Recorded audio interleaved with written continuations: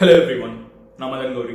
இந்த உலகத்துல சில கேள்விகளுக்கு கோடி ரூபாய் கொடுத்தாலும் யாருனாலையும் பதில் சொல்ல முடியாது. ஃபார் எக்ஸாம்பிள், உங்ககிட்ட யாராவது ஜெயலலிதா எப்படி இறந்து போனாங்க அப்படின்னு கேட்டா உங்களால பதில் சொல்ல முடியுமா? ஜோக்ஸ் அபார்ட், எனிவே சீரியஸான ஒரு விஷயம் என்னன்னு பாத்தீங்கன்னா, யாருக்குமே ஏரியா 51 அப்படின்னு சொல்லப்படுற இந்த இடத்துக்குள்ள என்ன நடந்துட்டு இருக்கு அப்படின்னு கேட்டீங்கன்னா நிறைய பேர்னால பதிலே சொல்ல முடியாது. பல வருஷமா, அதாவது பல ஆண்டுகளா இந்த ஏரியா 51 அப்படிங்கிற ஒரு விஷயம் ஏலியன்ஸ் அப்படிங்கிற ஒரு விஷயத்தோட கம்பேர் பண்ணி பேசப்பட்டு இருக்கு. பட் உண்மையிலேயே இந்த ஏரியா 51 என்ன, இது எந்த இடம், இது எங்க இருக்கு, இது எப்படிப்பட்ட ஒரு இடம் அப்படிங்கறதெல்லாம் பாக்குறதுக்கான வீடியோ தான் இது. அண்ட் இதை பத்தினா 10 சுவாரஸ்யமான ஃபேக்ட்ஸ் உங்ககிட்ட சொல்ல போறேன். அண்ட் அதை சொல்லி முடிச்சதுக்கு அப்புறம் 11வதா கேள்விகளுக்கு நீங்க பதில் சொல்ல போறீங்க, நான் கிடையாது. பட் அதுக்கு முன்னாடி இந்த ஏரியா 51 பத்தி நீங்க முதல்ல தெரிஞ்சுக்கோங்க.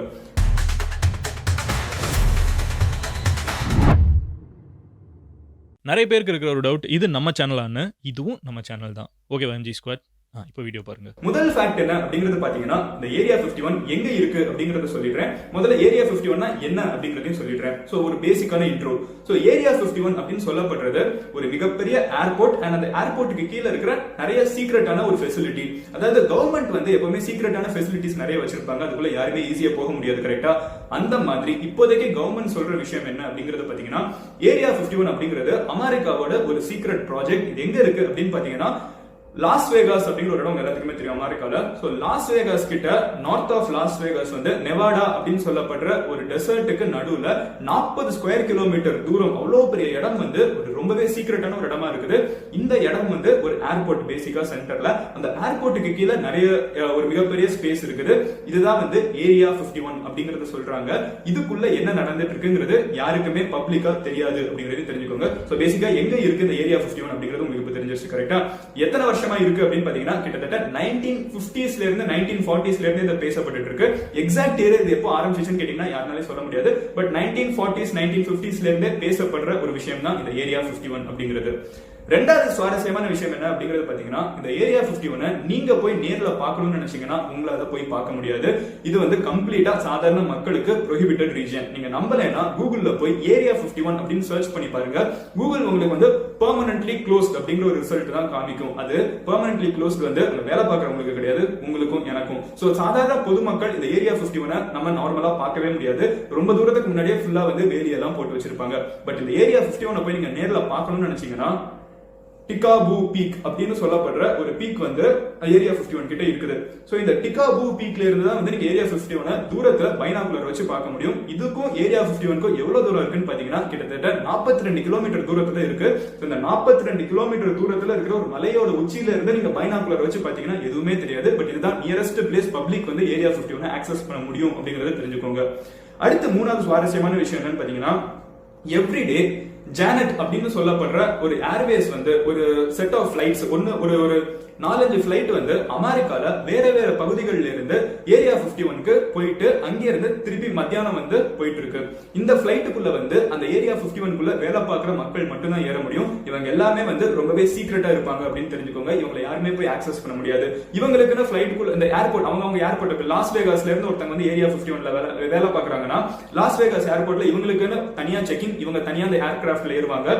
இந்த மாதிரி சிவப்பு கோடு போட்டுக்கிட்ட இந்த ஜானட் அப்படின்னு சொல்லப்படுற ஏர்கிராஃப்ட் அமெரிக்காவோட வேற எந்த மனிதர்களும் ஏற முடியாது.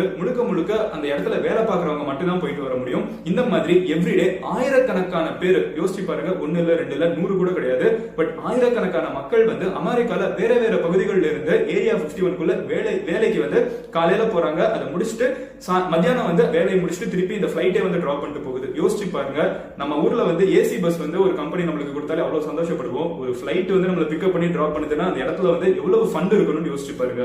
நாலாவது சுவாரஸ்யமான இந்த அண்ட் அகைன் முக்கியமான விஷயம் பாத்தீங்கன்னா, இந்த ஜானட் ஏர்கிராஃப்ட் வேற எதுக்குமே பயன்படுறது கிடையாது. இது முழுக்க அவங்க தூக்கிட்டு போயிட்டு டிராப் பண்ணிட்டு மறுபடியும் ரிட்டர்ன் வரதுக்காக ஆரம்பிக்கப்பட்ட ஒரு ஏர்கிராஃப்ட் அப்படின்னு தெரிஞ்சுக்கோங்க.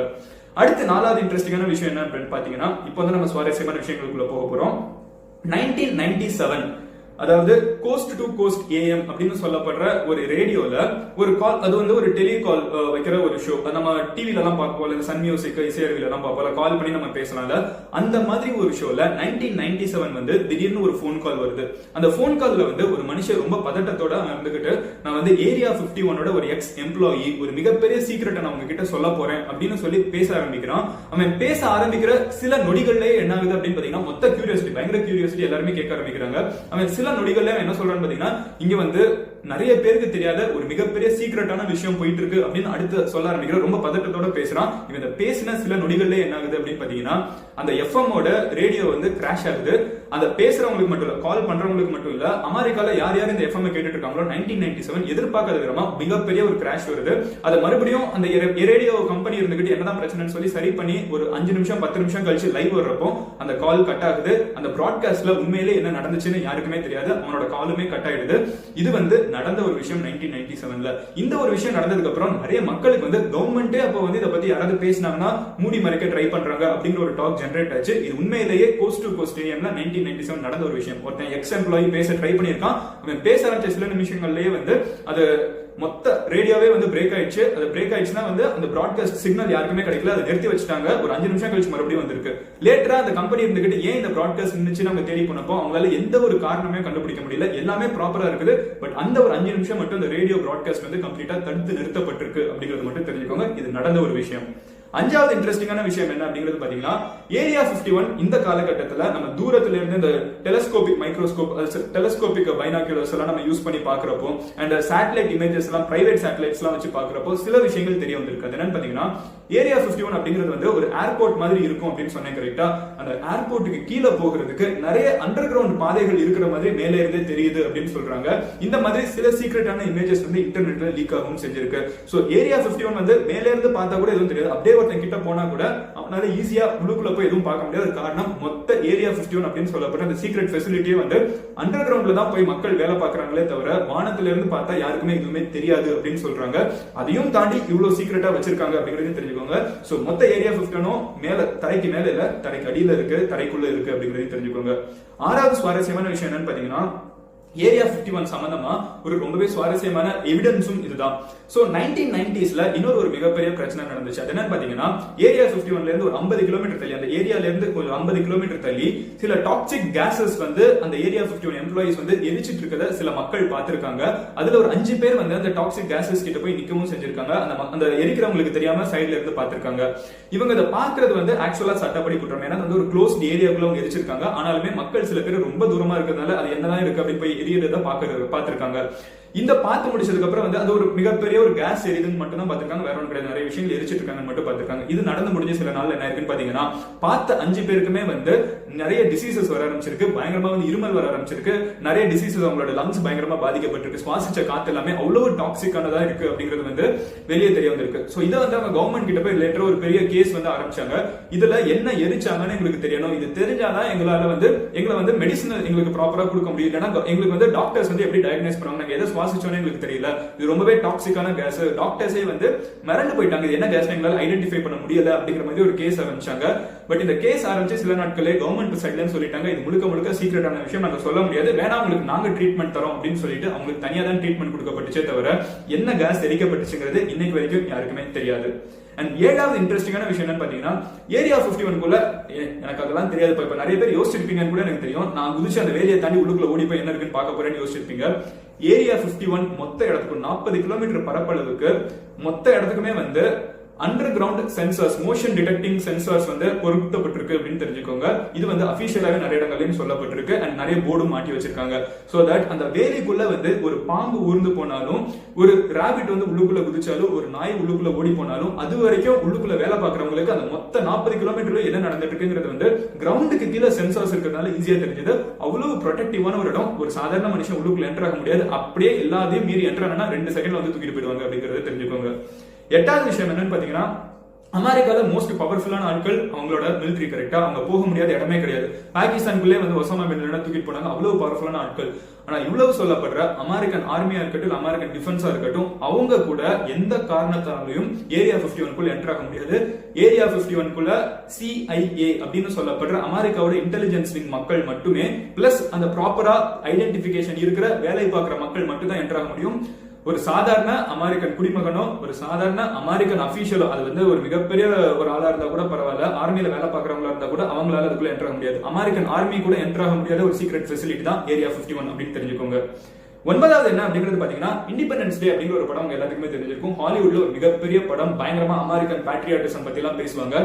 இந்த படம் வந்து முழுக்க முழுக்க அமெரிக்காவை பத்தி பேசுற படம். அந்த ஒரு ஜோஷ், அமெரிக்காவோட ஆர்மி அதெல்லாம் பேசுற படம். இந்த படம் ஆரம்பிச்சப்ப வந்து அவங்க கவர்மெண்ட் கிட்ட போய் நாங்க வந்து அமெரிக்கன் பேசஸ்ல எல்லாம் வந்து ஷூட் பண்ணணும்னு நினைக்கிறோம், அமெரிக்கன் வார்ஷிப் எல்லாம் யூஸ் பண்ணணும்னு நினைக்கிறப்போ கவர்மெண்ட் வந்து ரொம்பவே சப்போர்ட்டிவா இருந்தாங்க. பட் இவ்வளவு சப்போர்ட்டிவா இருந்த கவர்மெண்ட் வந்து ஏரியா 51 அப்படிங்கிற ஒரு பேச்சு அந்த க்ரூ வந்து எடுக்க ஆரம்பிச்சதுக்கு அப்புறம் மொத்த பிளானிங் கேன்சல் பண்ணிட்டு கவர்மெண்ட் இனிமே உங்களுக்கு ஒரு ஹெல்ப் பண்ணாதுன்னு சொல்லி வெளியே அனுப்பிச்சிட்டாங்க. அதுக்கப்புறம் அவங்க மத்தது செட் போட்டு தான் எடுத்தாங்க. அந்த படத்துல அவங்க முழுக்க முழுக்க டீல் பண்ற கான்செப்டே ஏரியா 51 இவ்வளவு சீக்கிரட்டா வச்சிருக்கிற இந்த இடத்துக்குள்ள ஏலியன்ஸ் இருக்கு அப்படிங்கிற மாதிரி ஒரு தியரி தான் அப்படிங்கறது தெரிஞ்சுக்கோங்க. கவர்மெண்ட் இதுக்கான ஒரு பைசா தர மாட்டேது, நீங்க பண்ணவும் கூடாதுன்னு சொன்னாங்க. பட் அதையும் மீறி அவங்க பண்ணாங்க அப்படிங்கறது தெரிஞ்சுக்கோங்க. பிரைவேட்டா ஷூட் பண்ணிக்கிட்டாங்க, கவர்மெண்டோட ஃபெசிலிட்டி எதுவுமே யூஸ் பண்ணல. ஏரியா 51 அந்த இண்டிபெண்டன்ஸ் டே படத்தோட டீம் கூட உள்ளுக்குள்ள போக விடல அப்படிங்கிறது தான் உண்மை. அண்ட் 10வது விஷயம் என்ன அப்படிங்கிறது பாத்தீங்கன்னா, அமெரிக்கன் கவர்மெண்ட் வந்து ஒவ்வொரு வருஷமும் மில்லியன்ஸ் ஆஃப் டாலர்ஸ் வந்து அன்அக்கவுண்டடா வந்து ஏரியா 51 அனுப்பிச்சிட்டு இருக்காங்க. சாதாரணமா எந்த ஒரு கவர்மெண்ட் பாத்தீங்கன்னாலும் ஒரு துறைக்கு வந்து காசு கொடுக்குறாங்க. இப்ப இந்தியன் டிஃபென்ஸ்க்கு வந்து ஒரு 100 ரூபாய் போகுதுன்னா அந்த 100 ரூபாய் வச்சு இந்தியன் டிஃபென்ஸ் வந்து எந்த ஸ்பேர் பார்ட் வாங்கினாங்க, என்ன வாங்கினாங்க, எவ்வளவு செலவு பண்ணாங்க, யாருக்கு எவ்வளவு சம்பளம் கொடுத்தாங்கன்னு எல்லாமே துல்லியமா கணக்கெடுக்கப்படணும். இது இந்தியாவில மட்டும் இல்ல, உலகத்துல எல்லா நாட்டுமே இருக்கிற ஒரு ரூல் தான். பட் ஏரியா 51 அனுப்புற ஃபண்ட் மட்டுமே கவர்மெண்ட் வந்து எங்கேயுமே கணக்கிட்டு காமிக்கணும்னு அவசியம் இல்ல. அண்ட் போகிற ஃபண்ட் வந்து சாதாரண ஃபண்ட் இல்ல, மில்லியன்ஸ் ஆஃப் டாலர்ஸ் போகுது அப்படின்னு சொல்றாங்க. இதெல்லாமே நம்ம இவ்வளவு நேரம் பார்த்தது ஏரியா 51 சம்பந்தப்பட்ட ஃபேக்ட், இதெல்லாம் உண்மைகள். பட் இப்போ நம்ம பார்க்க போறது ஏரியா 51 என்ன இருக்குன்னு மக்கள் சொல்றாங்க அப்படிங்கிறது தான். முதல் தியரி என்ன அப்படிங்கிறது பாத்தீங்கன்னா, கவர்மெண்ட் இவ்வளவு ப்ரொடெக்டிவா வச்சிருக்கிற இந்த இடத்த வந்து நியூக்ளியர் பாம்ஸ் வந்து டெஸ்ட் பண்ற ஒரு சைட்டா இருக்கலாம் அப்படின்னு ஒரு தியரி வந்து வேர்ல்டு வார் 1 வேர்ல்டு வார் 2 போயிட்டு இருக்க காலகட்டத்தில இருந்து கோல்டு வார் வர ஒரு காலகட்டம் வரைக்கும் அதிகமா பேசப்பட்ட ஒரு விஷயம்.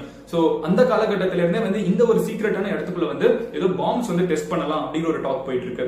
ரெண்டாவது விஷயம் என்ன பாத்தீங்கன்னா, டெலிபோர்டேஷன் அப்படிங்கிற ஒரு விஷயத்தை வந்து கவர்மெண்ட் இங்க ட்ரையல் பண்ணிருக்காங்க. டெலிபோர்டேஷனா இருக்கட்டும், இல்ல வெதரை கண்ட்ரோல் பண்ற டிவைசஸா இருக்கட்டும், இந்த மாதிரி சொல்லுவோம் கரெக்டா. நம்ம வந்து சினிமா மூவி ஃபிக்ஷன்ஸ் மட்டுமே பாக்குற சில கதைகள், டைம் மெஷின்ஸா இருக்கட்டும், இந்த மாதிரி விஷயங்கள் தான் வந்து கவர்மெண்ட் இங்க சீக்ரெட்டா நடத்திட்டு இருக்காங்க அப்படிங்கிறது ஒரு தியரியா இருக்குது.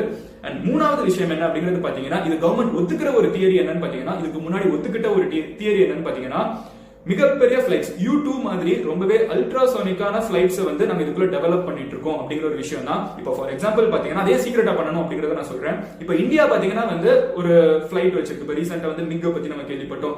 இந்தியன் பைலட் ஓட்டுன இந்த மிக் வந்து உருவாக்குறது ரஷ்யா. அங்க பாகிஸ்தான் வச்சிருந்த F-16 அப்படின்னு சொல்லப்படுற பிளைட் உருவாக்குறது அமெரிக்கா. இப்ப நாளைக்கே பாகிஸ்தானுக்கும் அமெரிக்காவுக்கும் ஒரு பிரச்சனை, இல்ல இந்தியாவுக்கும் ரஷ்யாவுக்கும் ஒரு பிரச்சனைனா நம்மளோட பிளைட் எப்படி மூவ் ஆகும் அது அப்படிங்கிறது எல்லாமே வந்து நம்மளை விட அவங்களுக்கு நல்லா தெரியும். காரணம் ஏன்னா அவங்களே உருவாக்கி இருப்பாங்க. சோ ஜெனரலா எந்த ஒரு கண்ட்ரியா இருந்தாலும் அவங்களோட டிஃபென்ஸ் எக்யூப்மெண்ட்ஸ் எல்லாமே வந்து ரொம்பவே சீக்ரெட்டா இருக்கணும்னு நினைப்பாங்க. அந்த மாதிரி இருக்கிறதுனால இதுக்குள்ள வந்து ரொம்பவே சீக்ரெட்டான விஷயங்கள் தான் உருவாக்கிட்டு இருக்கும். அதை தவிர வேற எதுவுமே இல்ல அப்படின்னு சொல்றாங்க. இந்த ஒரு தியரிக்கான ஸ்ட்ராங்கான ஒரு பூஸ்ட் என்ன அப்படிங்கிறது பாத்தீங்கன்னா, 1960ஸ்ல 1970ஸ்ல அமெரிக்கால இருக்கிற கமர்ஷியல் பைலட்ஸ், சாதாரணமான பிளைட்ஸ் ஓட்டுற பைலட்ஸ், இந்த பேசஞ்சர் பிளைட்ல ஓட்டுவாங்கல்ல, அவங்க வந்து அடிக்கடி அவங்க போற ஹைட்டை விட அதிகமான ஹைட்ல வந்து பிளைட் போகிறது ஏரியா 51 கிட்ட பாத்துருக்காங்க. இதெல்லாம் பார்த்துட்டு அவங்க வந்து ஏலியன்ஸ் அப்படின்னு சொன்னாங்க. பட் கவர்மெண்ட் என்ன சொல்லிச்சுன்னா, இதெல்லாம் நாங்க டெவலப் பண்ண பிளைட்ஸ் தான், இதெல்லாமே வந்து சீக்ரெட்டான ஆபரேஷன்ஸ் அப்படிங்கறது வந்து கவர்மெண்ட் சொன்னாங்க. இது ஒரு தியரி இருக்குது. அண்ட் கடைசி முக்கியமான தியரி என்ன அப்படிங்கிறது பாத்தீங்கன்னா, இதுதான் ஏரியா 51 அப்படின்னு சொன்னால எல்லாருமே பேசுற விஷயம், ஏலியன்ஸ் நாங்க பார்த்திருக்கோம் அப்படின்னு ஏரியா 51 கிட்ட இருக்கிற நிறைய மக்கள் நிறைய சைட்டிங்ஸ்ல சொல்லியிருக்காங்க.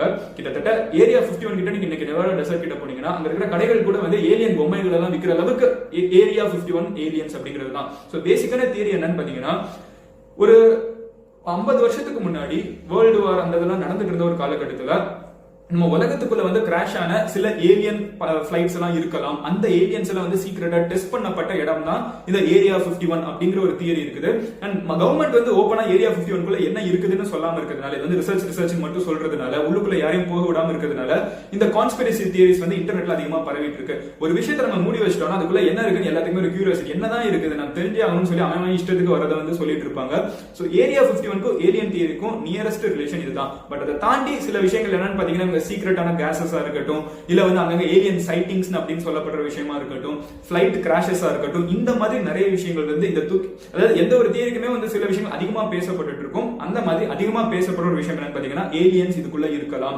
உலகத்துக்கும் ஏலியன்ஸ்க்கும் இருக்க கான்டாக்ட் வந்து இந்த ஒரு ஏரியா 51 அப்படிங்கிற ஒரு இடத்தை வச்சுதான். இத கவர்மெண்ட், அமெரிக்கன் கவர்மெண்ட் வந்து மத்த கண்ட்ரீஸ் கூட ஷேர் பண்ணிக்க மாட்டேங்கிறாங்க அப்படிங்கிற மாதிரி ஒரு டாக் வந்து வெகுவா பேசப்படுது. இப்போ நான் உங்ககிட்ட கேட்கணும்னு நினைக்கிற ஒரு கேள்வி, இந்த ஏரியா 51 குள்ள என்ன இருக்குங்கிறத நீங்க சொல்லுங்க.